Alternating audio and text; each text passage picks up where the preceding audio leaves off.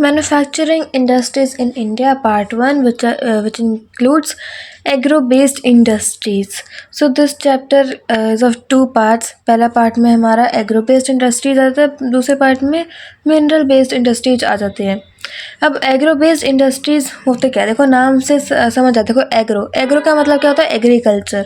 तो ऐसी इंडस्ट्री जो कि एग्रीकल्चर पे डिपेंडेंट है, जिनका रॉ मटेरियल एग्रीकल्चर से आ रहा है, तो ऐसी इंडस्ट्रीज को हम एग्रो बेस्ड इंडस्ट्रीज कहते हैं. अब मैंने यहाँ पे बुक क्यों खोली है, ताकि मैं तुम दिखा सकूँ कि अगर तुम्हारे पास ये पर्टिकुलर बुक है वीना भार्गवा वाली, तो तुम्हें कौन कौन सी चीज़ें मार्क करनी है, कहाँ कहाँ से कैसे क्वेश्चन बन सकते हैं. तो एक होता है कि जो वर्ड टू वर्ड स्टडी होती है, वो काइंड ऑफ हम इसमें करने वाले हैं. मैं तुम्हें बेसिकली इंपॉर्टेंट पॉइंट्स मार्क कराना चाहती हूँ इस वीडियो के थ्रू, और उधर से कैसे कैसे क्वेश्चन बन सकते हैं. बाकी इजी चैप्टर है, तो तुम्हें इसी में से समझ आ जाएगा सारा चैप्टर.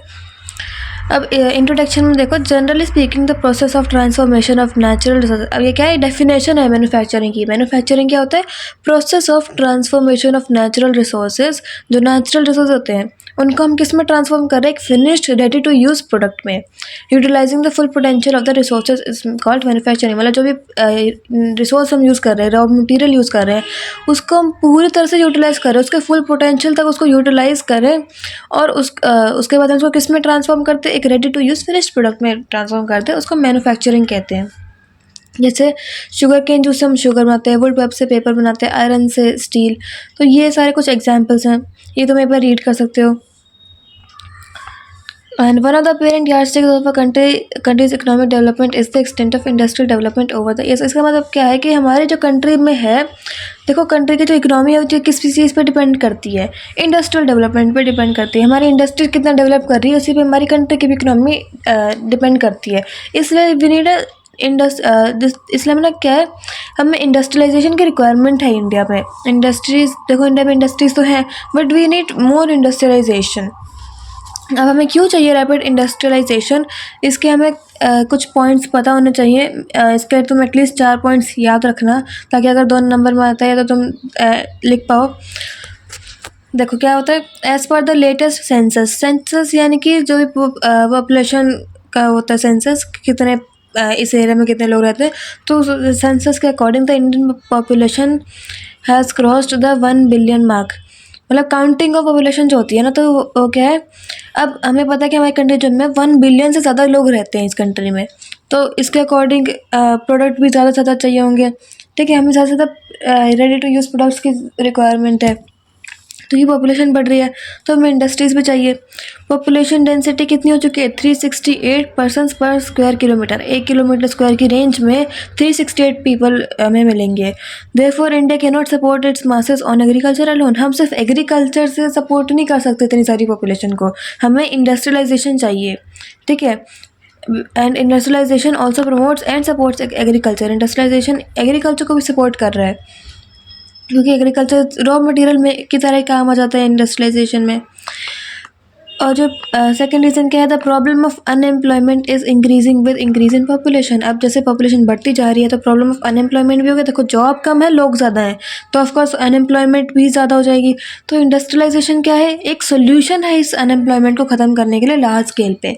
अब जितनी ज़्यादा इंडस्ट्रीज़ होंगी उतना ज़्यादा लेबर रिक्वायर्ड होगा, तो वो लेबर के लिए ये जो इंडस्ट्रीज़ में लेबर तो रिक्वायर्ड होगा, तो वो जो भी अनएम्प्लॉयड लोग हैं वो इंडस्ट्रीज़ में काम करके अनएम्प्लॉयमेंट कम करी जा सकती है. तो ये कि इंडस्ट्रियलाइजेशन जो है वो एक सोल्यूशन है, क्योंकि एम्प्लॉयमेंट को प्रोवाइड कर रहा है लार्ज स्केल पे. और present space as when the world is moving at very fast speed, India has to keep up with the advance technology. अब देखो सारी दुनिया आगे बढ़ती जा रही है, तो इंडिया को पीछे नहीं रहना, इंडिया को भी आगे जाना है. उसके लिए इंडिया को क्या चाहिए, एडवांस टेक्नोलॉजी में आगे बढ़ना होगा. टेक्नोलॉजी में हमें आगे बढ़ना है, advance technology, and to enter international trade. हमें सिर्फ अंदर काम नहीं करना, हमें इंटरनेशनली ट्रेड करना है, which is possible only through rapid industrialisation. तो ये दोनों चीज़ हमारी कंट्री की इकोनॉमी के लिए ज़रूरी है, तो इसलिए हमें रैपिड इंडस्ट्रियलाइजेशन की रिक्वायरमेंट है. India has to reduce dependent on foreign countries. हमें फॉरेन कंट्रीज़ पे डिपेंडेंस कम करनी पड़ेगी। हमें उधर से ज़्यादा इंपोर्ट नहीं करना है, हमें अपनी कंट्री से ज़्यादा एक्सपोर्ट करना है, ठीक है। हमें सेल्फ सफिशिएंट बनना है if it has to enter international competition. अगर हमें इंटरनेशनल कंपटीशन में आगे आना है, हमें उस कंपटीशन में पार्ट लेना है, तो हमें अपने सेल्फ सफिशिएंट होना पड़ेगा, ठीक है। दूसरी कंट्री से डिपेंडेंस कम करनी पड़ेगी और ज़्यादा से एक्सपोर्ट करना होगा rather than import. For national security purposes, अब देखो कंट्री की सिक्योरिटी के लिए भी इंडिया को क्या करना पड़ेगा, इंडस्ट्रीज़ को प्रमोट करना पड़ेगा जो कि डिफेंस डिपार्टमेंट्स के रिगार्डिंग मटेरियल्स बनाते हैं, ठीक है। ऐसी इंडस्ट्रीज जिनका मेन जो कनेक्शन होता है वो डिफेंस टाइप की मटेरियल से होता है, तो वो डिफेंस टाइप के प्रोडक्ट्स जो कि हमारे कंट्री के डिफेंस में काम आते हैं, ऐसी इंडस्ट्रीज़ को प्रमोट करना पड़ेगा हमारी कंट्री के नेशनल सिक्योरिटी के लिए। Then India has to maintain its balance of trade, that is, अब बैलेंस ऑफ ट्रेड क्या है कि ऐसा नहीं है कि बहुत ज़्यादा हम इम्पोर्ट कर रहे हैं और बहुत कम एक्सपोर्ट कर रहे हैं। हमें क्या चाहिए, हम चाहते हैं कि जो टोटल वैल्यू ऑफ एक्सपोर्ट्स हो वो ज़्यादा हो टोटल वैल्यू ऑफ इम्पोर्ट्स, यानी कि हम बाहर की कंट्री से सामान कम मंगवाएं और अपनी कंट्री से ज़्यादा भेजें, ये इसका मतलब है। तो ये कुछ पॉइंट्स हैं और सारे पॉइंट्स बहुत सिंपल हैं, इनको तुम एज इट इज़ लिख देना। देखो तुम्हें पहले लिखना है कि प्रॉब्लम क्या है और इंडस्ट्रियलाइजेशन उसका रीज़न कैसे बनता है, मतलब उसको सॉल्व कैसे कर रहे हैं। तो ये दोनों चीज़ें ना तुम्हारे कीवर्ड्स की तरह काम आएंगे, इन दोनों ये तुम्हारे दोनों होना चाहिए पॉइंट में, तब वो पूरा पॉइंट कंसीडर करा जाएगा। तो यहाँ पे तुम्हें आराम से 3-4 पॉइंट्स मिल जाएंगे, ठीक है। अब इस पॉइंट में नेक्स्ट चीज़ का इंपॉर्टेंट है, वह factors affecting the location of industries. अब हमें इंडस्ट्री सेटअप करने किसी एरिया में, तो उसको कौन कौन से फैक्टर्स अफेक्ट करेंगे, हमें क्या क्या चीज़ों का ध्यान रखना है अगर हमें एक इंडस्ट्रीज़ को एक सेटअप करना है किसी लोकेशन पे। तो एक तो होता है जोग्राफिकल फैक्टर्स, दूसरे होता है नॉन जोग्राफिकल फैक्टर्स। जोग्राफिकल यानी कि जिसमें रॉ मटेरियल को देखा जाए, पावर सप्लाई और पानी के सारा उधर labour, transport, market site and climate, ये सब चीज़ें जोग्राफिकल फैक्टर्स होगी। नॉन जोग्राफिकल क्या होगा, कैपिटल, ठीक है। बड़ी इंडस्ट्री के लिए बड़ा कैपिटल रिक्वायर्ड होता है, फिर government policies, bank and credit facilities and an efficient organisation. तो ये कुछ एग्जांपल्स हैं, तुम बस इसको पढ़ लेना, ठीक है। देखो ये जो टॉपिक है तो ज़्यादा डिटेल में जाना नहीं है, इसके बस थोड़ा थोड़ा आइडिया पता होना चाहिए। जैसे जोग्राफिकल फैक्टर्स में पहला आता है raw materials. So raw materials are the resources supplied to the industries for subsequent manufacturing purposes. For example, agriculture products। देखो रॉ मटेरियल्स क्या है, ये रिसोर्सेज ही हैं जो कि हम इंडस्ट्रीज को सप्लाई करें ताकि मैन्युफैक्चरिंग के बाद हमें एक फिनिश्ड गुड मिल सके, तो वो रॉ मटेरियल्स होते हैं। And at times the location of an industry is determined by the location of raw materials required. देखो अब एक क्या है कि हमें बताना है, हम क्या है एक शुगर इंडस्ट्री सेटअप करनी है, तो हम उस शुगर इंडस्ट्रीज़ को एक ऐसे एरिया में सेटअप करेंगे जो कि शुगर केन के पास हो, शुगर केन के फार्म्स के पास हो। जैसे देखो ताकि कॉस्ट ऑफ ट्रांसपोर्टेशन कम हो जाए। अब ये कि ये इंडस्ट्री तो बहुत दूर है, रॉ मटेरियल बहुत दूर से आ रहा है, वो ट्रांसपोर्ट होने में बहुत पैसा लग रहा है, तो ये लॉस हो जाएगा। तो हमें क्या चाहिए, हम चाहते हैं कि जो रॉ मटेरियल जहाँ से हमें मिल रहा है उसी के थोड़ा आसपास हम इंडस्ट्रीज़ को बनाएं, ठीक है, ताकि ट्रांसपोर्ट की कॉस्ट कम हो जाए। फिर पावर सप्लाई होता है, पावर सप्लाई बहुत ज़रूरी है क्योंकि काफ़ी सारी मशीन होगी इंडस्ट्रीज़ में, ठीक है। मॉडर्न इंडस्ट्रीज़ है तो काफ़ी मशीन होगी, तो उनके लिए हमें पावर भी चाहिए अच्छी खासी। तो हमें क्या चाहिए, हम ऐसी इंडस्ट्रीज़ को ऐसी जगह पे लोकेट करना चाहेंगे जहाँ पे थर्मल और हाइड्रो इलेक्ट्रिक पावर हो अच्छे से, ठीक है। देखो thermal and hydro electric power are the main sources of electric power. Most of the industries tend to concentrate near the source of energy, जहाँ पर एनर्जी बहुत ज़्यादा, जहाँ पे ये पावर प्लांट्स लोकेटेड है उधर देखो बहुत अच्छी खासी एनर्जी मिलेगी उधर से हमें इंडस्ट्रीज़ की मशीन को चलाने के लिए। तो हम ऐसी ही जगह पर मतलब ऐसी जगह पर हम उस इंडस्ट्री को बनाना चाहेंगे जहाँ पर अच्छी खासी पावर हो, ठीक है। तो कहता है ज़्यादा से ज़्यादा इंडस्ट्रीज़ उस जगह पर कंसनट्रेटेड होती हैं जहाँ पर अच्छा खासा सोर्स ऑफ एनर्जी मिलता है, ठीक है। जैसे Tata iron and steel industry जो है जमशेदपुर में है, and the aluminium producing unit at Korba, क्योंकि यहाँ पे काफ़ी सारे पावर प्लांट्स प्रेजेंट है। फिर वाटर सप्लाई है, क्योंकि वाटर सप्लाई भी ज़रूरी है। अब जैसे कपड़ों की फैक्ट्रीज़ हैं, केमिकल की फैक्ट्रीज है, फूड की केमिकल्स है, तो पानी की तो रिक्वायरमेंट होएगी ही। तो हम उनको ऐसी जगह पे लोकेट करना चाहेंगे जहाँ पर पानी हो आसपास, अच्छे खासा हमें पानी का सप्लाई मिल सके। तो हम उन इंडस्ट्रीज़ को कुछ ऐसी जगह पर लोकेट करना चाहेंगे जो कि रिवर या कैनाल के पास हो, मतलब ऐसा उधर ना कुछ रिवर या फिर कुछ कैनाल जैसे कुछ प्रेजेंट हो, ताकि सप्लाई ऑफ वाटर बना रह सके, पानी की कमी ना हो। तो हमें उसको रिवर या कैनाल के पास बिल्ड करेंगे। फिर ट्रांसपोर्ट है, क्योंकि देखो ट्रांसपोर्ट भी नेसेसरी है to bring in the heavy raw material and supply finish product to its destination. हमें ट्रांसपोर्ट को भी ध्यान में रखना पड़ेगा कि हम चाहते हैं कि ट्रांसपोर्टेशन की कॉस्ट भी थोड़ी कम हो जाए, ट्रांसपोर्टेशन का भी ध्यान रखना पड़ेगा। एक गुड को रॉ मटेरियल को लाना फिर फिनिश गुड को भिजवाना, तो उसमें ट्रांसपोर्ट को भी ध्यान रखते हैं। The survey of market and demand, अब क्या है, मार्केट को भी देखा जाता है। अब क्या है, the entire process of manufacturing is useless until the finish product reaches its market. अब क्या है कि अगर जो प्रोडक्ट बन गया है वो मार्केट तक पहुंच ही नहीं रहा है, या मार्केट में बहुत पैसा लगा के और बहुत मुश्किल से पहुंच रहा है, तो वो जो फ़ायदा ही क्या हुआ प्रोडक्ट बनाने का। हमने वो मैन्युफैक्चरिंग करी, वो तो यूजलेस हो गई ना, अगर वो प्रोडक्ट ही मार्केट में नहीं पहुँच रहा। तो हमें करेंगे, हम चाहते हैं कि इंडस्ट्रीज जो है मार्केट के थोड़ा आसपास सेटअप करें हम। तो हम क्या करते हैं, nearness to market saves the transportation cost. अब बहुत दूर देखो हमने कुछ मैन्युफैक्चरिंग कर ली, अब उसको मार्केट में भेज रहे हैं, बहुत कॉस्ट लग रही है, बहुत दूर तक उस प्रोडक्ट जा रहा है, तो बहुत ट्रांसपोर्टेशन कॉस्ट लग रही है। और ट्रांसपोर्टेशन कॉस्ट एक्सीड कर देते हैं, जितना हमने वो प्रोडक्ट बनाने में जितना हमने पैसा लगाया है उससे ज़्यादा वो ट्रांसपोर्टेशन में इतना पैसा लग गया, तो कितना ज़्यादा लॉस होएगा, अच्छे से बिक भी नहीं पा रहा। तो ये लॉसेस ना हो, हम चाहते हैं कि ट्रांसपोर्टेशन कॉस्ट कम से कम हो, तो इसलिए हम क्या करेंगे, नियरनेस टू मार्केट, हम ऐसी इंडस्ट्रीज को ऐसे का सेटअप करेंगे जो मार्केट से थोड़ा आसपास हो। More over a ready market is essential for perishable commodities. Labour is very important requirement for any industry. अब लेबर भी ज़्यादा ज़रूरी है। देखो स्मॉल स्केल इंडस्ट्रीज होती है, छोटी मोटी इंडस्ट्रीज होती है, उनमें ज़्यादा लेबर नहीं चाहिए होता, ठीक है। हम उनको they tend to be set up near the areas where abundant supply of labor is available. In case of large scale industries such as iron and steel, the whole township is set up in order to provide necessary supply of labor.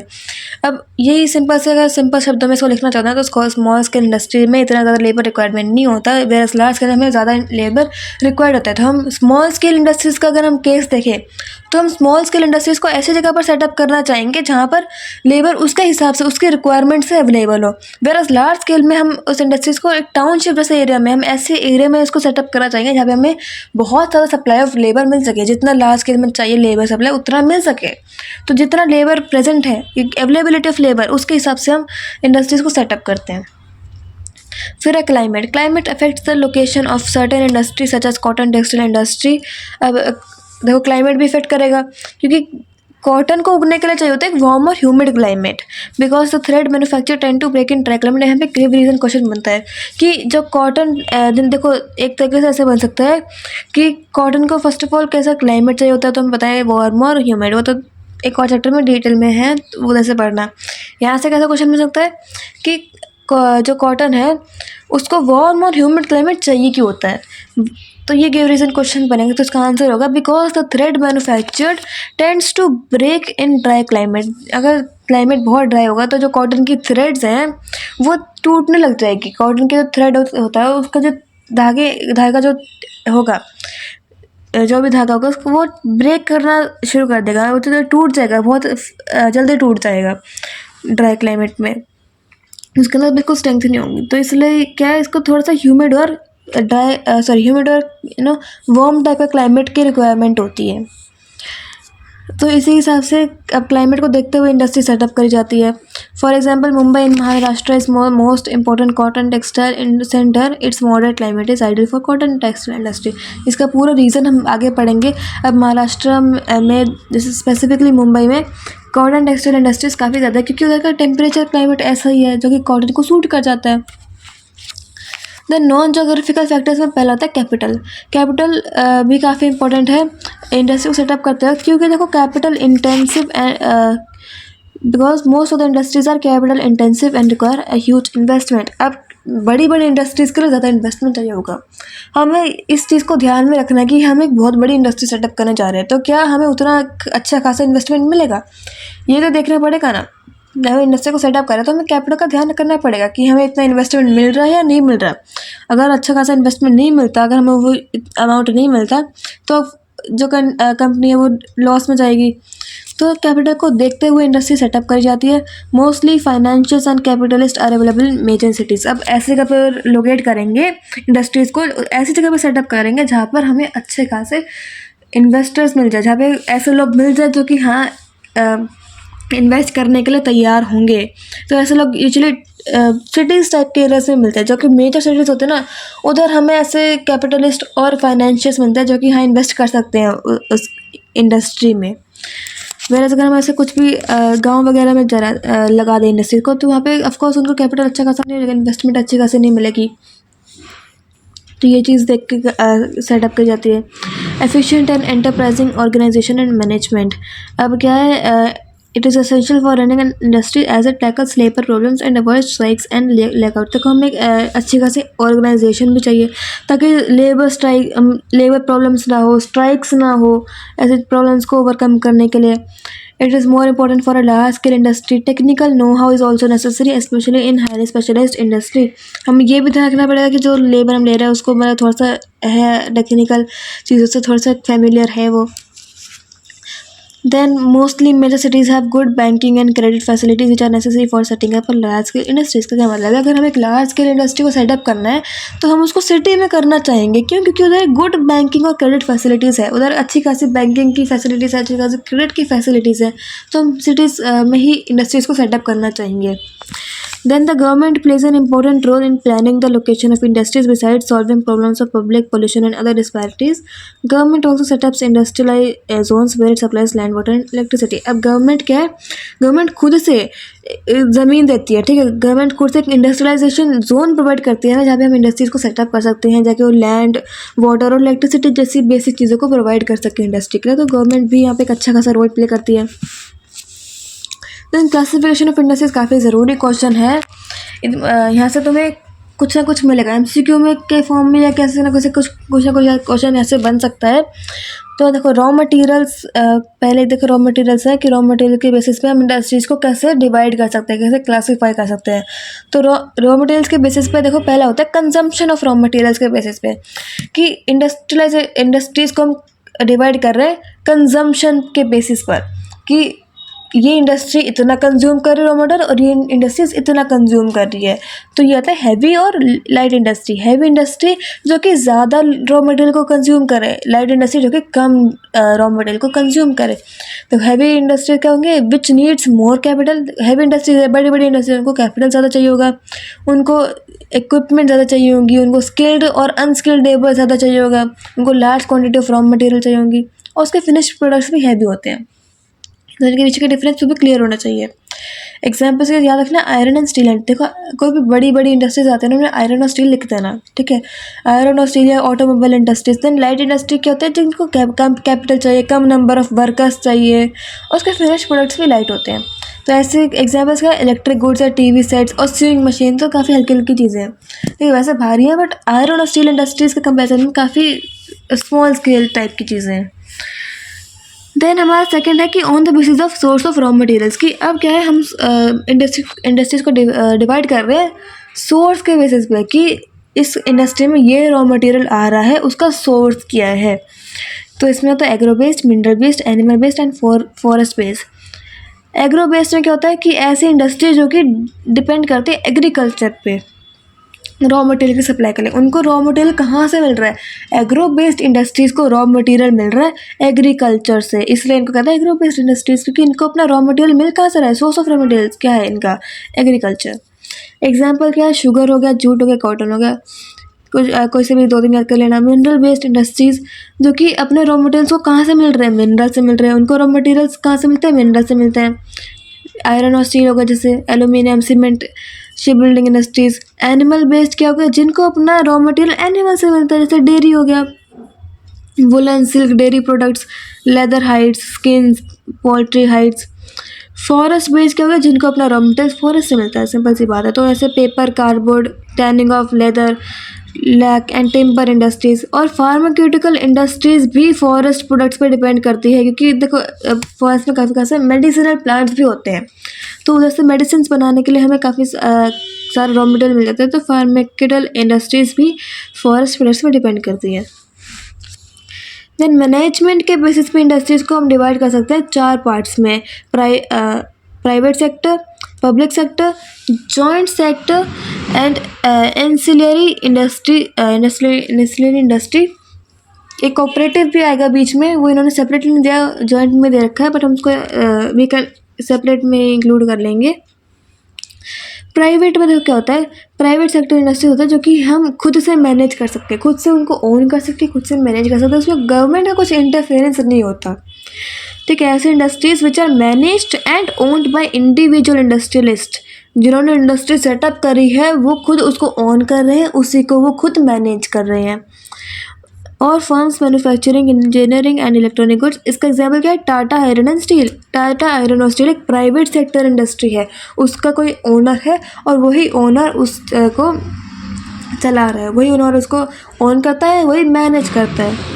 Public sector industries क्या होगा, which are owned and controlled by the state और central government. अब ये public sector industries होते हैं जो कि government setup कर रहे हैं, गवर्नमेंट उसको ओन कर रहे हैं, गवर्नमेंट ही उसको मैनेज कर रहा है। ठीक है, which are owned and controlled by the state या फिर सेंट्रल गवर्नमेंट।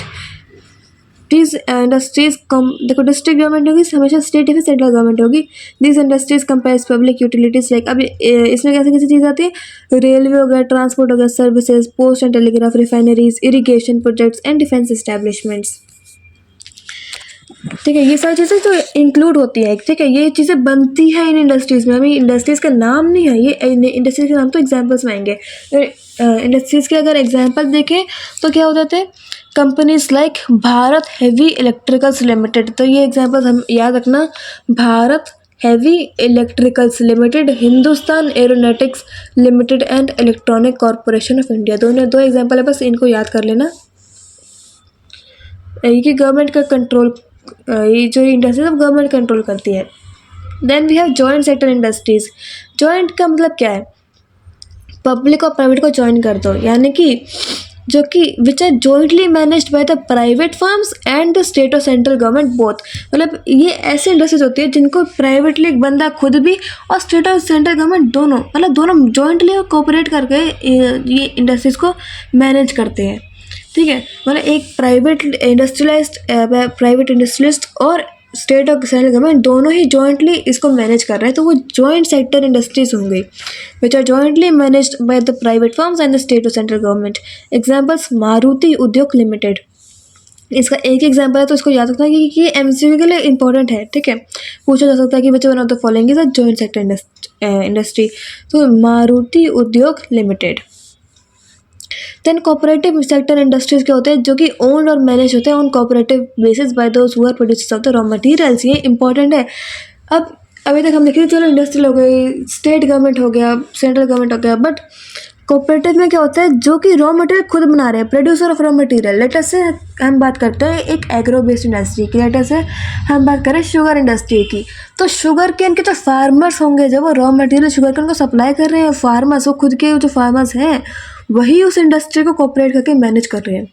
मतलब ये जो कोऑपरेटिव इंडस्ट्री होती है वो ओन्ड होती है, उनको ओन भी कौन कर रहा है और मैनेज भी कौन कर रहा है, फार्मर्स खुद। ठीक है, जो रॉ मटेरियल्स प्रोड्यूस कर रहे हैं वही कोऑपरेटिव बेसिस पे इन इंडस्ट्रीज को हैंडल करते हैं। Example, sugar mills run by farmers producing sugar cane. ठीक है, देन एंसिलरी इंडस्ट्री क्या होता है, which make parts and components for the big industries. अब जो हैवी इंडस्ट्रीज हैं उनको कितना मटेरियल चाहिए होता है। अब गाड़ी की इंडस्ट्री है, स्क्रूज चाहिए होते होंगे, कितना कुछ चाहिए होगा, और छोटी छोटी चीज़ें, स्क्रूज हो गए, ये बोल्ट्स हो गए, टायर्स हो गए। तो टायर, हार्डवेयर, सारी चीज़ें तो अब वो बनाएंगे नहीं। ठीक है, वो इतने खाली नहीं कि वो इतनी छोटी छोटी चीज़ें बनाने बैठे, तो ये छोटी छोटी चीज़ें भी उनके लिए एक रॉ मटेरियल की तरह काम करती है। बट जो ये एंसिलरी इंडस्ट्री होते हैं, यही जो इनका फिनिश प्रोडक्ट है वही हैवी इंडस्ट्रीज के लिए रॉ मटेरियल बन जाता है। तो ये क्या करते हैं, ये पार्ट्स बनाते हैं, parts and components for the big industries. ये रॉ मटेरियल बनाते हैं बिग इंडस्ट्रीज के लिए। एग्जांपल लाइक बोल्ट्स हो गए, स्क्रूज हो गए, बेयरिंग, साइज, हार्डवेयर, ये सब जो चीज़ें जो कि ऑटोमोबाइल, रेलवे, ऐसी इंडस्ट्रीज में काम आ जाती है। फिर है साइज़ के बेसिस पे हम इंडस्ट्रीज को कैसे डिवाइड कर सकते हैं। सो साइज़ के बेसिस पे क्या होता है, लार्ज स्केल हो गया, मीडियम स्केल हो गया और स्मॉल स्केल हो गया। लार्ज स्केल इंडस्ट्रीज यानी कि which employ large number of workers in each unit and produce on a large scale with huge investment on raw material and machinery. देखो सिंपल भाषा में लिख सकते हो, जिसके लिए लार्ज अमाउंट ऑफ लेबर चाहिए होता है, अच्छा खासा लेबर चाहिए होता है, अच्छी खासी इन्वेस्टमेंट चाहिए होती है और अच्छा खासा रॉ मटेरियल चाहिए होता है, मशीनरी भी चाहिए होती है। एग्जाम्पल्स हो गए ऑटोमोबाइल, देखिए मैं जहाँ बोलता हूँ यहाँ पे लार्ज या फिर हैवी इंडस्ट्री आती है, automobile and iron and steel, ये एग्जाम्पल लिखना है। फिर मीडियम स्केल इंडस्ट्रीज यानी कि जिनमें ना कि बहुत ज़्यादा लेबर हो ना कि बहुत कम लेबर हो, मतलब ठीक ठाक अमाउंट, बहुत ज़्यादा भी नहीं बहुत कम भी नहीं, तो नीड टू लार्ज और not too small number of workers. Example cycle, radio and paper mills. Cycle, radio and paper mills.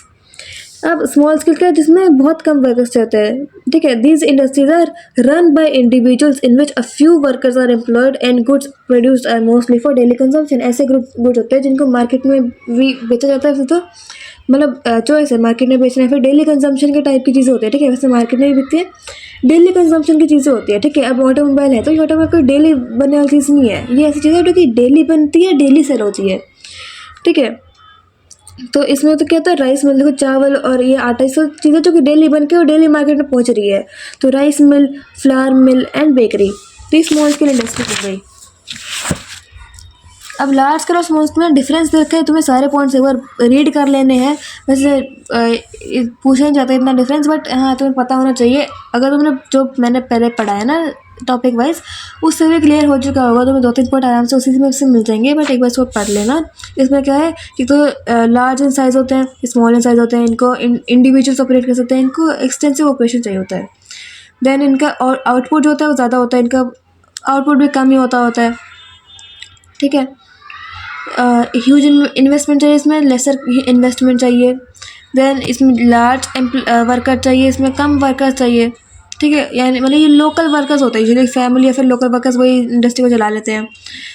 Wider market चाहिए, और ऐसा होता है ये लोकल मार्केट को ही भेजे जाते हैं, ठीक है। अब आता है टेक्सटाइल इंडस्ट्री, जो कि सबसे ज़्यादा इंपॉर्टेंट, ठीक है। अभी जितने भी हमने पढ़ा है ना, उसमें से अभी मेन टॉपिक तो यहाँ से स्टार्ट होता है, टेक्सटाइल इंडस्ट्रीज से, ठीक है। ये एग्रो बेस्ड इंडस्ट्रीज है फर्स्ट ऑफ ऑल, ठीक है।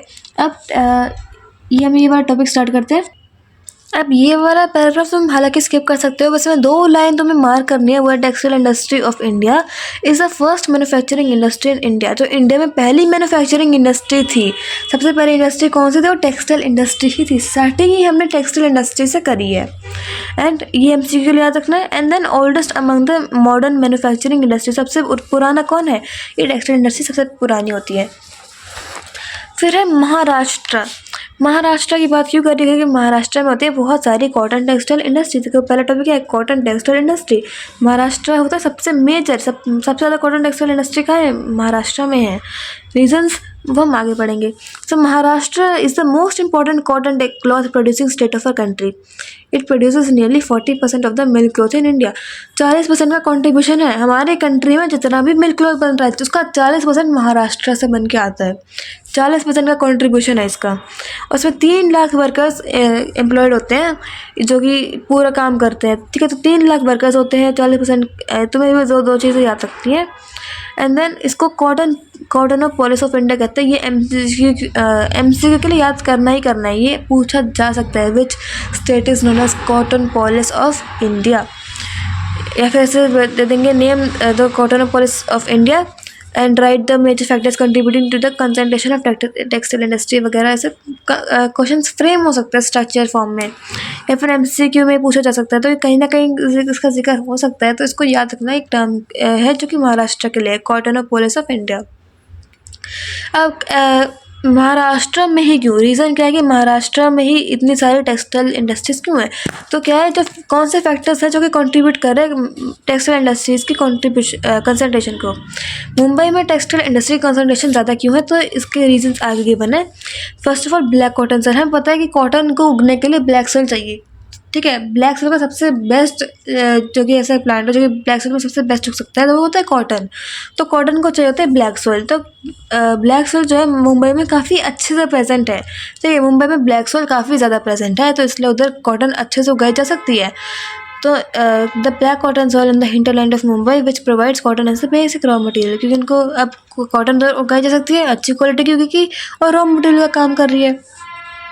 देन ह्यूमिड क्लाइमेट, अब क्लाइमेट उधर का अच्छा है, देखो कोस्टल एरिया है, शोर बेस्ड है, तो उधर वो जो टेम्परेचर है और जो क्लाइमेट है उस वो ह्यूमिड है और वार्म है, उससे क्या होता है, तो कॉटन की थ्रेड होती है वो टूटती नहीं है इजीली, ठीक है, जो कि हमने पहले भी गिव रीजन में तुम्हें बताया था, this the thread does not break so easily. फिर है चीप हाइड्रो इलेक्ट्रिक पावर, अब उधर जो है टाटा हाइड्रो इलेक्ट्रिक ग्रिड है वेस्टर्न घाट्स में, तो उधर जो पावर है उधर के मुंबई में जो इंडस्ट्रीज है उधर को पावर कहाँ से मिलता है, वेस्टर्न घाट्स में होता है Tata hydro electric power grid, उधर से इनको पावर मिलती है, वो जो पावर तो वो काफ़ी सस्ती मिल जाती है, ठीक है, उनको कम प्राइस पे पड़ती है, तो वो एक तो चीप हाइड्रो इलेक्ट्रिक पावर हो गया, तो वो इनको ईजिली अवेलेबल मिल रहा है। देन मुंबई लोकेशन जो है एक इंटरनेशनल पोर्ट है which helps in import of long stable cotton and machinery and export of finish goods. अब क्या होता है, मुंबई की जो लोकेशन है वो एक इंटरनेशनल पोर्ट की तरह काम करती है, यानी कि एक्सपोर्ट और इम्पोर्ट हो सकता है। तो क्या इम्पोर्ट करते हैं हम, इम्पोर्ट करते हैं लॉन्ग स्टेबल कॉटन और हम भेजते क्या है, उस हमने जो कॉटन ली है हम उससे कपड़े बनाकर बाहर दूसरी कंट्री से भेजते हैं, वो इस पोर्ट के थ्रू होता है जो भी ट्रेड है। Then skilled and unskilled labor which can be drawn from the surroundings। अब मुंबई में काफ़ी सारी जगह जहाँ से हमें एक अच्छा खासा लेबर मिल सकता है, बहुत ऐसे जगह पर जहाँ पे लोगों को एम्प्लॉयमेंट चाहिए, लोग जॉब्स सीख रहे हैं, जॉब्स को ढूंढ रहे हैं, तो ऐसी इंडस्ट्रीज में काम कर सकते हैं, तो काफ़ी सारा अच्छा खासा लेबर उस जगह से मिल जाता है, सराउंडिंग एरिया से लेबर मिल जाता है, चाहे वो स्किल्ड हो या अनस्किल्ड हो, दोनों टाइप के लेबर मिल जाते हैं। Then the existence of a ready market for the finished products in both in India and abroad। Ready market अब मिल जाती है, अब अब्रॉड में तो हो ही रहा है ट्रेड वगैरह, इंडिया में भी उधर के एरिया में अच्छी खासी मार्केट है जहाँ पे वो कपड़े बेच के उनको अच्छा खासा प्रॉफिट हो जाता है। Then Mumbai is well connected with the hinterland of roads and railways. अब रोड्स और रेलवे से भी बहुत कनेक्टेड, जहाँ पे ये सिचुएटेड है वो रोड्स और रेलवे से कनेक्टेड है, इसे ट्रांसपोर्टेशन ईजी हो जाता है, वो गुड्स को भेजना ईजी हो जाता है। Abundant supply of soft water for dyeing and bleaching. अब जो हम कपड़ा बना रहे हैं कॉटन से उसको डाई भी करेंगे, उसकी ब्लीचिंग भी करेंगे, उसके लिए हमें चाहिए होता है पानी, और पानी हार्ड वाटर नहीं चाहिए होता, हमें सॉफ्ट वाटर चाहिए होता है, तो उधर हमें सप्लाई ऑफ सॉफ्ट वाटर जो है वो काफ़ी अच्छा खासा मिल जाता है। Then banking facility is easily available, proximity to the Middle East which has a good market for Indian clothes. अब मिडल ईस्ट में भी अच्छा खासा इसका जा सकता है, मतलब मिडल ईस्ट तक एक अच्छा खासा अपना कपड़ा पहुंचा सकता है, ठीक है, जिसमें काफ़ी सारी मार्केट्स हैं जो कि कपड़ा लेने के लिए तैयार है। Suez canal played a very important role as this region में was made accessible for far away countries. अब ये सुएज कैनाल की वजह से जो है ट्रांसपोर्टेशन ईजी हो पाया मिडल ईस्ट तक पहुँचाने कपड़ों तक को। Mumbai also had an advantage of an early start being the oldest among all the industries. अब मुंबई को क्या एडवांटेज मिला, what was the advantage that Mumbai gain, इससे कहा था कि मुंबई को एडवांटेज मिला क्योंकि वो सब एक स्टार्ट था, एक अर्ली स्टार्ट था, क्योंकि जो टेक्सटाइल इंडस्ट्री थी देवर मतलब सबसे पहले स्टार्ट होने वाली इंडस्ट्री थी टेक्सटाइल इंडस्ट्री, मुंबई को भी काफ़ी एडवांटेज मिल सकता था। फिर ये थोड़ा बहुत ये पढ़ लेना, इसको बस एक बार रीड कर लेना, ज़्यादा इंपॉर्टेंट नहीं है। फिर गुजरात है, गुजरात में क्या है, सेकंड लार्जेस्ट प्रोड्यूसर है कॉटन टेक्सटाइल इंडस्ट्री का, और 23% कॉन्ट्रीब्यूशन इसका जो हमारे कंट्री में मिल्क क्लॉथ आ रहा है 23% गुजरात से आता है, 40% महाराष्ट्र से आता है। अहमदाबाद का इसका सेंटर है, Ahmedabad is the largest centre where 73 out of 118 mills of Gujarat located. देखो गुजरात में टोटल 118 मिल्स है कॉटन, ठीक है, कॉटन बनाने वाली 118 मिल्स हैं, जिसमें से 73 अहमदाबाद में सिचुएटेड है। अब फैक्टर्स जो कि इसके इंपॉर्टेंट है वो क्या, Ahmedabad situated right in the centre of the cotton producing area. अब अहमदाबाद कहाँ पे सिचुएटेड है, वो centre of cotton producing area में, उधर जो है कॉटन रॉ कॉटन अच्छे से अवेलेबल है, रॉ मटेरियल को अच्छा खासा मिल रहा है, रॉ कॉटन रेडिली अवेलेबल है और अच्छा ह्यूमिड क्लाइमेट है। देन उसको एडवांटेज मिलता है both Kandla and Mumbai for export and import. देखो कांडला का एक फ्री ट्रेड जोन है और मुंबई से भी इसका कनेक्शन है, तो एक्सपोर्ट और इम्पोर्ट में इसको एडवांटेज मिल रहा है, ठीक है। These are well connected by roads and rail to Ahmedabad. Most of the Ahmedabad mills are produce cheap and cloth. अब जो है अहमदाबाद की मिल्स होता है वो यूजुअली चीप क्लॉथ्स बनाते हैं, उनका जो फिनिश्ड प्रोडक्ट होता है वो की कॉस्ट में थोड़ा सा कम होता है, तो वो क्या है नाउ इस तमिलनाडु। अब तमिलनाडु में क्या है, ये थर्ड है कॉटन टेक्सटाइल में। तमिलनाडु के में क्या याद रखना है, देखिए कि इम्पोर्टेंट कॉटन टेक्सटाइल प्रोड्यूसर है। देन 6% का कॉन्ट्रीब्यूशन है, उसमें था 40%, इसमें था 23, देन इसमें है हमारा 6%। फिर द स्टेट एक्सेस, देखो अब क्या है, प्रोडक्शन बहुत कम है, 6% ही कंट्रीब्यूट कर रहा है, बट देखो यहाँ पे क्या है, the state excels in yarn production and accounts for nearly 1/3 of the total yarn production of the country. जो टोटल यार्न प्रोडक्शन है पूरी कंट्री का, उसका 1/3 कंट्रीब्यूट करता है, और यार्न प्रोडक्शन में एक्सेल करता है। देखो कम करेगा, क्वांटिटी कम है लेकिन क्वालिटी अच्छी है, ऐसे टाइप में याद रखो। इसको हम मैनचेस्टर ऑफ साउथ इंडिया कहते हैं, तो इसको याद रखना है, तमिलनाडु इज़ द मैनचेस्टर। देखो ये कहता है Cottonopolis of India, Maharashtra, and Tamil Nadu is Manchester of South India. Tamil Nadu mills are smaller in size and hence give less production. कम प्रोडक्शन क्यों देते हैं, क्योंकि मिल्स स्मॉलर इन साइज होती है। अभी क्या है, प्रोडक्शन कम देती है बट यील्ड जो इसका मतलब टोटल यार्न प्रोडक्शन है अच्छा खासा आ जाता है, ठीक है। फिर इसमें जो इम्पोर्टेंट सेंटर्स है वो कोयम्बतूर है, मदुराई है, सालेम है और तिरुचिरापल्ली, बस इतने 4 याद रख लो बहुत है। देन वेस्ट बंगाल में कोलकाता इम्पोर्टेंट टेक्सटाइल सेंटर है। It enjoys facilities of being major port, humid climate है, कोल, इसको रानीगंज से कोल मिल जाता है जिससे पावर सप्लाई हो जाती है, लोकल लेबर सप्लाई है, large amount of cotton growth है। It has excellent network of roads and railways, water is available from Hooghly river. Water कहाँ से मिलता है, हुगली रिवर से मिल जाता है। और वेरस महाराष्ट्र में वाटर कहाँ से मिलता था, देखो यहाँ पे वो थी ना, वेस्टर्न घाट्स वाला पॉइंट था, तो वेस्टर्न घाट वाला पॉइंट इधर देख लेना, उधर से उसको पानी मिलता है। हाँ ये देखो, ये ना Tata hydro electric grid from western Ghats, और इसमें है हुगली रिवर। फिर यूपी में क्या होता है, textile industry developed along the western part of Uttar Pradesh, Kanpur इसका लार्जेस्ट सेंटर है, ये याद रखना है एमसीक्यू के लिए। एंड अदर सेंटर्स बस को रीड कर लें, लखनऊ वगैरह, ये 2 याद रख लो। Then problems of cotton textile industry, अब ये इसके जो में सब हेडिंग्स याद कर लो, उसी से तुम फ्रेम कर पाओगे आंसर। ये बस सब हेडिंग और एक लाइन लिखनी है इसमें। स्कार्सिटी ऑफ रॉ मटेरियल का क्या मतलब है, रॉ मटेरियल की कमी। अब इंडस्ट्री में रॉ मटेरियल कम आ रहा है तो इंडस्ट्री में लॉस होगा। देन ऑब्सोलेट मशीनरी, यानी कि बहुत पुरानी मशीनरी, देखो 20-30 साल की मशीनरी हो जाती है, लाइफ 10 साल की है लेकिन 20-30 साल की मशीनरी यूज़ करेंगे तो वो है पुरानी खटारा मशीनरी यूज़ करेंगे, तो प्रोडक्टिविटी कम आएगी, इन्फीरियर क्वालिटी का गुड बनेगा। तो ये बस इतना लिखना है कि ऑब्सोलेट मशीनरी की बहुत पुरानी मशीन को यूज़ करना, जिससे क्या होगा, लो प्रोडक्टिविटी और इन्फीरियर क्वालिटी का गुड प्रोड्यूस होगा। देन इनएडिक्वेट पावर सप्लाई कम होगी तो प्रॉब्लम्स आएगी, पॉपुलेशन बढ़ रही है, प्रॉब्लम पावर सप्लाई भी आएगी, तो शॉर्टेज ऑफ पावर से इंडस्ट्री सफ़र करेगी। लो प्रोडक्टिविटी ऑफ लेबर, अब लेबर कम होगा या फिर बहुत ही अनस्किल्ड होगा तो उससे भी दिक्कतें आएंगी, ठीक है। एडवांस कंट्रीज के हिसाब से हमारे जो लेबर प्रोडक्टिविटी है इंडिया में वो काफ़ी लो है, और स्टिफ कंपटीशन है। जो इंडियन कॉटन डिस्टिलर वो उसको किसका सब कंपटीशन फेस करना पड़ता है, पावर लूम के साथ। एंड सिंथेटिक फाइबर प्रोडक्ट, अब सिंथेटिक फाइबर प्रोडक्ट और पावर लूम ये काफ़ी ज़्यादा आगे बढ़ते जा रहे हैं, तो कॉटन टेक्सटाइल इंडस्ट्री को भी कंपटीशन फेस करना पड़ रहा है। सिक मिल्स क्या है, सिक मिल्स यानी कि जो मिल्स का, देखो द नेशनल टेक्सटाइल कॉरपोरेशन वो setup to solve the problems of the sick mill. देखो सिक मिल्स का सिंपल सा मतलब है जो भी इंडस्ट्री से ऊपर की सारी प्रॉब्लम से गुजर रहा हो, ऐसी इंडस्ट्री जिनमें ये सारी प्रॉब्लम्स हैं, इनमें से कुछ प्रॉब्लम्स हो रही हो तो उनको सिक मिल्स कहते हैं। तो ऐसी इंडस्ट्रीज़ सिक मिल्स की प्रॉब्लम्स को सॉल्व करने के लिए नेशनल टेक्सटाइल कॉरपोरेशन सेटअप करी गई थी, ठीक है, जिसमें कितनी मिल्स टेकन हुई थी, 125, बस इतना याद रखना है इसमें। फिर सिल्क इंडस्ट्री है another important topic.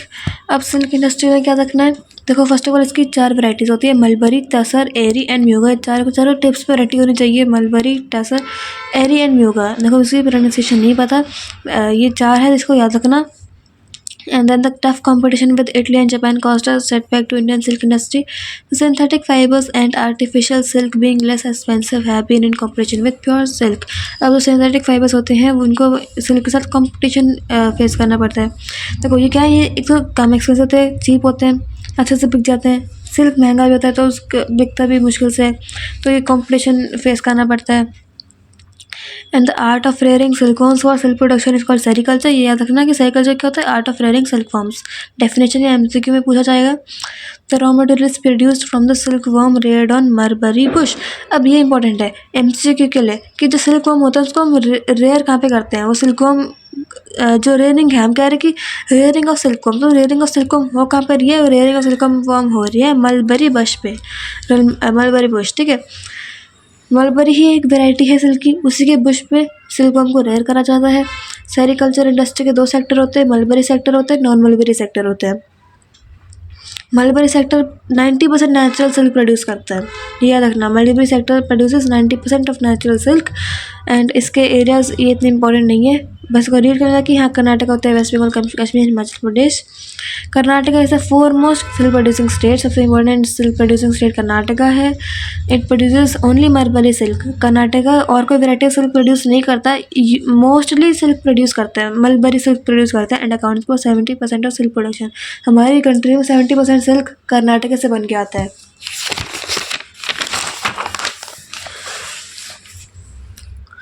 Then we have the important centres, इसके मैसूर, बंगाल, ये बस एक बार रीड कर लेना।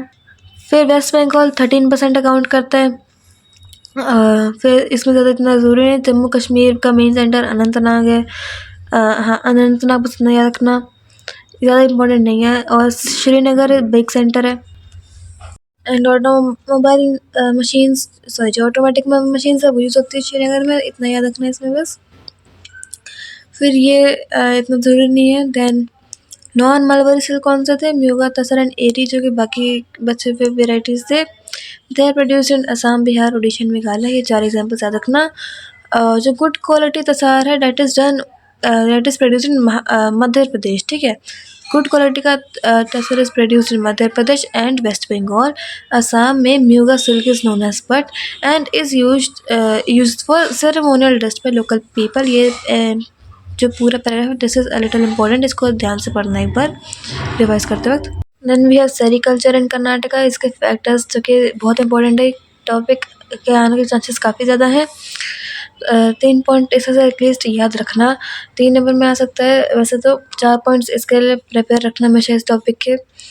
इसमें अवेलेबिलिटी ऑफ फेवरेबल क्लाइमेट, तो फेवरेबल क्लाइमेट है रेयरिंग सिल्कवॉर्म्स के लिए। देन मलबरी प्लांट के अवेलेबिलिटी है, क्योंकि उसी के बुश के ऊपर हम मलबरी बुश के ऊपर ही हम सिल्कवॉर्म्स को रेयर करते हैं।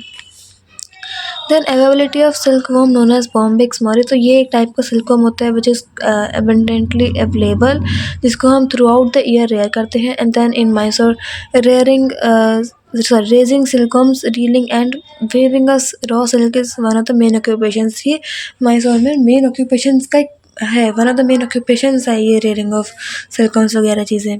एंड रीलिंग क्या होता है, reeling is a process in which worm is boiled in water, जब हम सिल्कवॉर्म को पानी में बॉईल कर देते हैं and the silk fibre is pulled out, उस प्रोसेस को हम रीलिंग कहते हैं। And availability of abundant soft water which is free from salts and iron.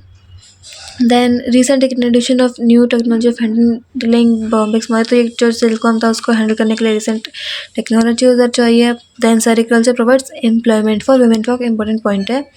Women folk, जो वुमेन है उनको भी एम्प्लॉयमेंट प्रोवाइड करे, क्योंकि देखो वुमेन जो है वो सिल्कवॉर्म को रेयर कर लेगी while man work in the plantation. मतलब आर्टिफिशियल सिल्क, ये इंपॉर्टेंट पैराग्राफ है। इसमें क्या है, now that this is an important segment of textile industry। अच्छा इनकी डिमांड ज़्यादा है, क्यों, because their variety, strength, durability and their being comparably cheap. अब गिव रीज़न आ सकता है why are synthetic fibres more in demand, उनकी डिमांड ज़्यादा क्यों है, बिकॉज देखो एक तो वेराइटी बहुत ज़्यादा वेराइटी में अवेलेबल होते हैं, उनकी स्ट्रेंथ अच्छी होती है, ड्यूरेबल है और कंपेरेटिवली चीप होते हैं। तो ये 4 पॉइंट्स बनते हैं। Man made fibres are of 2 types, cellulose और नॉन सेलुलोज, ठीक है। अब सेलुलोज में होते हैं रेयन एंड एसिडाइज, को याद करने का तरीका बताती हूँ, कार से याद रखना, CAR कार, तो सेलुलोज, एसिडाइज एंड रेयन, तो ऐसे याद रखना, ठीक है। और नॉन सेलुलोज में जब बाकी के 2 बचे nylon and polyester, non cellulose में आ गए, ठीक है। एन देखो एन से स्टार्ट हो रहा है, तो ये भी एन से स्टार्ट हो रहा है, तो नॉन सेलुलोज में nylon and polyester, where cellulose में क्या है, rayon and acetate. And the basic raw materials for producing these fibers include caustic soda, sodium sulfate and sulfuric acid। इतना ज़रूरी नहीं है बट इसको एक बार फिर भी पता होना चाहिए क्योंकि हमें नहीं पता कि मे बी पूछ ले तो क्या करेंगे, तो रिस्क नहीं लेना, इसको एक बार रीड कर लेना। Then acetate yarn and staple fibre are the primary, अच्छा इनका जो रॉ मटेरियल्स है एसिटेट यार्न बनाने के लिए और स्टेबल फाइबर बनाने के लिए जो रॉ मटेरियल्स होते हैं वो होता है अल्कोहल एंड कॉटन। ठीक है, अल्कोहल और कॉटन से हम एसिटेट यार्न और स्टेबल फाइबर बना सकते हैं। मेन एरिया के आंध्र प्रदेश, तेलंगाना, गुजरात, बस ये 3 याद रख लो, बहुत है। फिर आता है शुगर इंडस्ट्रीज़। शुगर इंडस्ट्रीज़ भी का भी जो इंडिया में है, there is a long tradition of manufacturing sugar and is known as the homeland of sugar. India को हम होमलैंड ऑफ शुगर कहते हैं, ये बताना चाहिए। Then sugar industry the second largest agro based industry, largest है cotton excel, where as second है sugar industry. इसके फैक्टर्स इंपॉर्टेंट है, इसमें क्या है, sugar industry in India is based on the production of sugar cane. Sugar cane इसका raw material है, ठीक है। Sugar cane is heavy and perishable raw material and therefore it has to be crushed within 24 hours. अब उसको 24 hours के with in crush करना पड़ेगा, यानी वरना वो उसका जो सुक्रोज कंटेंट है वो रिड्यूस हो जाएगा, ठीक है। उसका मीठापन जो होता है, उसका सुक्रोज कंटेंट होता है वो कम हो जाएगा। Then, since the sugar industry depends heavily on the supply of fresh cane, mostly industries are located near the vicinity of sugarcane growing areas. हम इंडस्ट्रीज़ को शुगर केन ग्रोइंग एरियाज के पास में locate करते हैं, 25 किलोमीटर स्क्वायर के radius में grow कर industries को सेटअप करते हैं, ताकि तो वो देखो क्या करते हैं कि जब हम उसको ट्रांसपोर्टेशन करते हैं, एक तो ये बहुत ज़्यादा डिस्टेंसेस में ट्रांसपोर्ट नहीं करते, कॉस्ट ऑफ ट्रांसपोर्टेशन बढ़ेगी, और वो कहते हैं वो रास्ते में ना ड्राई अप हो जाएंगे, इसलिए ऐसी जगह पर सेटअप करते हैं इंडस्ट्री जो कि पास में हो शुगर केन्स के, ठीक है। तो ये एक पॉइंट बन जाता है। Then it is estimated 50% cost production is accounted by sugarcane alone. Normally it requires 100 tons। अब ये इंपॉर्टेंट है कि 100 tons of sugar 12 tons of sugar बनाता है। एमसीक्यू के लिए बताना चाहिए कि 100 टन्स ऑफ शुगर से 12 टन्स ऑफ शुगर बनती है। Then if the sugar industry is more than 25 kilometre, अब रेडियस में मतलब कितने रेडियस में बना सेटअप करता है इंडस्ट्री, 25 किलोमीटर स्क्वायर के। अब उससे अवे है तो उस केस में हम उसको शुगर नहीं कहेंगे, उस केस में उसको गुड़ कहते हैं। अब अगर हम इंडस्ट्रीज जो है वो शुगर के प्रोड्यूसिंग एरिया से इंडस्ट्रीज़ को हम 25 किलोमीटर स्क्वायर के ज़्यादा डिस्टेंस से सजेस्ट करते हैं, तो उस टाइम उसमें क्या मैन्युफैक्चर होता है, गुड़ मैन्युफैक्चर होता है, ठीक है। जूस को बॉयल करके गुड़ बनाते हैं। अब है इसके प्रोडक्ट्स और बाई प्रोडक्ट्स इंपॉर्टेंट है। प्रोडक्ट्स कौन से प्रोडक्ट्स है, 3, गुड़, खांडसारी एंड वाइट शुगर। गुड़ जैगरी जो कि बनता है शुगर केन, जिसको बॉयल करने से। खांडसारी क्या होता है, एज और method of separating molasses then from sucrose. हम मोलासिस को सुक्रोज से अलग कर देते हैं। देखो मोलासिस क्या होता है, मोलासिस कुछ ऐसा दिखता है, ये बहुत ही डार्क विशेष काफ़ी डेंस लिक्विड होता है, बहुत स्वीट सा डेंस लिक्विड, जैसे हम सुक्रोज को सेपरेट कर देते हैं, ठीक है। उससे खांडसारी बनती है। देन वाइट शुगर जो कि नॉर्मली जो तुम चीनी खाते हो वही शुगर है, ठीक है, शुगर फैक्ट्रीज बनाती है। बाई प्रोडक्ट्स क्या है, बाई प्रोडक्ट्स इंपॉर्टेंट है, तुम्हें इनके बारे में नहीं पता तो ये थोड़ा सा नया है। मोलासिस, देखो मोलासिस का इट इज़ अ विशेष प्रोडक्ट, विशेष यानी कि काफ़ी डेंस प्रोडक्ट है, थिक सा सब्सटेंस है, थिक लिक्विड है, फ्रॉम रिफाइनिंग शुगर केन और शुगर बीट्स। हम शुगर के बीट्स को या फिर शुगर केन को रिफाइनिंग करके जो हमें लिक्विड मिलता है डार्क सा और थिक सा, उसको मोलासिस कहते हैं। That is produce during the making of sugar, it is use in cooking. इसको हम कुकिंग में यूज़ करते हैं। इसके यूजेस क्या है, देखो यूज़ मेन है, बाई प्रोडक्ट्स के ना यूजेस मेन है, क्वेश्चन जो इनके यूजेस में से ही आएगा। तो इसका यूज़ क्या है, इसका यूज़ है फर्टिलाइजर बनाने में काम आता है, कुकिंग में काम आता है, DDT, power, alcohol, synthetic rubber, plastic, rum, chemicals and cattle field, ये इसके यूजेस है। तो मैं एक सजेशन देती हूँ, मोलासिस, बैगिस और जो प्रेस मेडा, इनकी तीनों का एक कॉलम बना लेना किसी भी पेज पे। इनके बारे में तो इनका लिखना कि थोड़ा सा इनके बारे में इंफॉर्मेशन लिखना, एंड देन एक सेपरेट रो बना के इनके यूजेस लिखना, ठीक है। तीनों कॉलम्स में इनके सेपरेटली यूजेस बना के रखना और रिवीजन के टाइम पे उनको देखना। तो क्योंकि क्वेश्चन जो होता है इनके यूज़ में से आता है और हम यूजुअली कंफ्यूज होते हैं कि इसका यूज़ क्या था, इसका यूज़ क्या था, तो ये कंफ्यूज ना होने के लिए टिप है एक। देन बैगेस में क्या है, एक ड्राई फाइबर रेसिड्यू है। देखो तुम गन्ने का जूस पीते हो ना, उसके बाद ये जो बच जाता है वही फाइबर रेसिड्यू बैगेस है, जो कि जूस के बाद बच जाता है। ये रॉ मटेरियल होता है पेपर इंडस्ट्री के लिए, पेपर, इसे हम कार्डबोर्ड बना सकते हैं, पेपर इंडस्ट्री में काम आता है ये। फिर प्रेस मड क्या है, residue of the filtration of sugar cane juice. जब हम शुगर केन जूस को फिल्टर करते हैं उसका जो रेसिड्यू बच जाता है उसको हम प्रेस मड कहते हैं। और इसका क्या काम है, इसका काम है वैक्स बनाने का काम है, wax, shoe polish, carbon paper, and it is rich in potassium, sodium, phosphate and organic. Organic material में भी रिच है। Pressed mud is also base component for producing bio earth which is done by composting. इसका क्या है, ये इसका use है, ठीक है, ये इसका यूज़ है जो कि तुम्हें याद रखना है। ये पॉइंट एमसीक्यू में पूछा जा सकता है। तो pressed mud is also base material for producing bio earth which is done by composting. Production cost of sugar को हम कैसे रिड्यूस कर सकते हैं? By exploiting the above by products. हम ये अबव जो बाई प्रोडक्ट्स हैं इनको भी अगर अच्छे से यूज़ कर ले तो हम ओवरऑल ये अच्छा खासा यूज़ हो जाता है। ऐसा नहीं कि हम इसको वेस्ट कर रहे हैं, फेंक रहे हैं। तो प्रोडक्शन जो प्रोडक्शन कॉस्ट है वो भी कम हो सकती है इस अगर हम इनको अच्छे से यूज़ कर ले तो बाई प्रोडक्ट्स को। देन प्रॉब्लम्स क्या है? Low and irregular supply of raw material. देखो अच्छा खासा रॉ मटेरियल नहीं मिल रहा तो यील्ड पर हेक्टेयर भी कम आएगी, ठीक है, इससे प्रोडक्टिविटी कम हो जाएगी और shortage of supply sugar cane to the mills भी कम हो जाएगी। Then fluctuations in the output of sugar cane. इसमें क्या है कि जो इंडस्ट्री होती है ये सीजनल होती है, ठीक है, मतलब शुगर केन के ग्रोइंग सीजन के अकॉर्डिंग ही इंडस्ट्रीज काम करती हैं। तो सीजनल है तो इसलिए फ्लक्चुएशंस आ जाती हैं because of erratic nature of rainfall. Then short crushing season. जो क्रशिंग सीजन होता है शुगर केन का वो जो होता है 4 to 7 मंथ्स का, ठीक है, 4 months to 7 months होता है। अब मिल्स जो होती हैं वो सिर्फ इसी पीरियड में काम कर पाएंगी, बाकी टाइम खाली रहेंगी, वर्कर्स भी खाली बैठे रहेंगे, उनको भी सैलरी नहीं मिलेगी। तो ये चीज़ ये दिक्कत है, कुछ फाइनेंशियल प्रॉब्लम्स आ जाती है सीजन से। देन वन सोल्यूशन, अब इसका कुछ सोल्यूशन क्या है कि sow and harvest sugar at proper intervals in different areas as far as possible. अब हम क्या करेंगे, इस पॉइंट को ध्यान से समझना कि हम शुगर केन को उगाएंगे एक जगह पर और उसको हार्वेस्ट करेंगे दूसरी जगह पर, और इन दोनों के बीच डिस्टेंस होता है वो एज फार एज पॉसिबल होना चाहिए, बहुत दूर। हम उसको उगा बहुत दूर रहे हैं, उसको हार्वेस्ट करने के लिए बहुत दूर भेज रहे हैं। हार्वेस्ट जहाँ पे होंगी वहीं पे इंडस्ट्रीज होगी, है ना।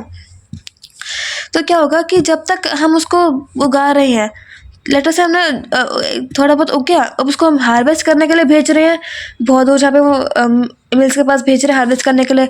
अब जितने टाइम में वो भेज रहे हैं इतने टाइम में ये जो हमने अभी अभी उगाया है ये उगने लग स्टार्ट कर जाएगा, और जब तक वो हो जाएगा तब तक ये उग जाएगा, फिर इसको भेजेंगे, तो ये कंटिन्यूसली चलता रहेगा और ये बैलेंस बन जाएगा। तो ये क्या है, इससे चलता ही रहेगा, वो चेन बन जाएगी, तो कभी भी कमी नहीं पड़ेगी, ठीक है। तो इसे रेगुलर इंटरवल से मिलता रहेगा शुगर केन मिल्स में। And then small and uneconomic size of sugar mill. देखो शुगर मिल्स होती है वो काफ़ी स्मॉल साइज़ की होती है, स्मॉल स्केल इंडस्ट्रीज होती हैं ये। तो ये एक दिक्कत है, ठीक है। एक सिर्फ 1000 to 15,000 टन्स पर डे की कैपेसिटी होती है इनकी। Then old and obsolete machinery, same जो हमने उसमें पढ़ा था कॉटन वाले में, वही सेम पॉइंट इधर भी है। Then imbalance distribution of sugar mills. अब क्या है, more than half of the mills are located in UP and Maharashtra. Then 60% production comes from the 2 states। ये वैसे इतना ज़रूरी पॉइंट नहीं, मेरी मान तो ये वाला पॉइंट स्किप कर देना, ये इतना क्लियर रीज़न नहीं दे पाता प्रॉब्लम का। Then on the other hand in certain areas like Jammu and Kashmir there is not much growth of the industry. अब अच्छा इसका रिलेशन इधर से है, तो अगर तुम लिखना चाहते हो तो मैं पूरा लिखना पड़ेगा कि देखो अब ज़्यादा से ज़्यादा जो 60% इंडस्ट्रीज़ हैं वो यूपी और महाराष्ट्र में है, बाकी जम्मू कश्मीर में भी है बट उधर ग्रोथ नहीं हो पाती इंडस्ट्रीज़ की। तो ये थोड़ा सा इम्बैलेंस डिस्ट्रीब्यूशन हो रहा है। Similarly well conditions and factors suitable for sugar industry found in south. अब इंडस्ट्रीज़ है महाराष्ट्र यूपी में, ठीक है, और जम्मू कश्मीर में, बट इसकी जो शुगर मिल्स के सबसे बेस्ट क्लाइमेट जहाँ पे है, सबसे बेस्ट कंडीशन जहाँ पे वो साउथ में है। तो साउथ में नहीं होनी चाहिए, तो साउथ में कंडीशन ज़्यादा, लेकिन कंसंट्रेशन कहाँ पे है, नॉर्थ में। Also mills are situated far from the fields, hence the cost of transportation increases the cost of production। ये भी एक पॉइंट लिख सकते हो। तो non use of by product, जब बाई प्रोडक्ट्स बनकर उनको वेस्ट कर देना ये एक अच्छी चीज़ नहीं है, इनको वेस्ट नहीं करना क्योंकि रॉ मटेरियल सर्व करता है काफ़ी इंडस्ट्रीज़ में ये। Then differences between sugar industries of northern and peninsular India, ये इंपॉर्टेंट टॉपिक है जो कि समझने वाला टॉपिक है। अब देखो बिल्कुल थोड़ा सा कंसेप्ट बचता है इसमें। देखो क्या है, अब मैंने तुम्हें बताया ना कि साउथ में कंडीशन ज़्यादा अच्छी होती है बट नॉर्थ में ज़्यादा इंडस्ट्रीज़ होती हैं।